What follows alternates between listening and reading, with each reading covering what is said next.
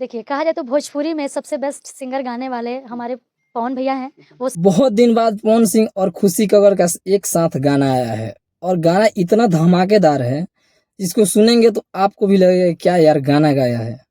मतलब खुशी कक्कड़ जो भी गाना गाती है अपने रील से प्रमोट तो करती है, हमको सब न काला बाजारी में सभे अझुराइल जाता नारी में। लेकिन उसका आवाज भोजपुरी में एक अलग लेवल का आवाज है। मतलब लगता है कि यार कोई लड़की इस तरीके से गा सकती है, हम कभी सोच नहीं सकते हैं। इतना अच्छा सुरीली आवाज है ना कि जो गाना गाती है अपने रील से अगर प्रमोट कर दे, वो गाना सुपर डुपर हिट हो जाता है। और ये गाना कोई छोटा मोटा गाना नहीं है, बहुत बड़ा रंगदारी सॉन्ग है। कि हम फसब न काला बाजारी में सबे अजुराई।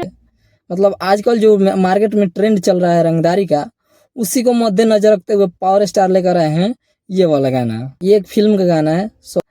बहुत सारा ऐसा ऐसा गाना है ना जिसको सुनेंगे तो बोलेंगे यार क्या पवन सिंह एक अलग लेवल का सिंगर है यार। जो गाता है ना तो लगता है कि हाँ यार भोजपुरी का कोई शेर दहाड़ रहा है और गा रहा है। हमको सब न काला बाजारी में सभे अझुराइल जाता नारी में, हम रंगदारी में। खुशी कक्कड़ के लिए बहुत ही सौभाग्य की बात है कि खुशी कक्कड़ को पवन सिंह के साथ गाने का मौका मिला। ऐसे तो सभी स्टारों के साथ ये काम कर चुके हैं, लेकिन बता रही है कि जो गाना हमको पवन सिंह के साथ करने में मजा आया ना, वो किसी स्टार के साथ करने में मजा नहीं आया। बेशक 100 मिलियन 200 मिलियन इसका गाना गया हो खेसारी लाल यादव और अन्य कलाकार का भी इसका 100-200 मिलियन गाना गया हो, लेकिन जो एक्सपीरियंस है पवन सिंह के साथ कर चुकी हैं, वो एक्सपीरियंस दूसरा स्टार के साथ नहीं किए हैं।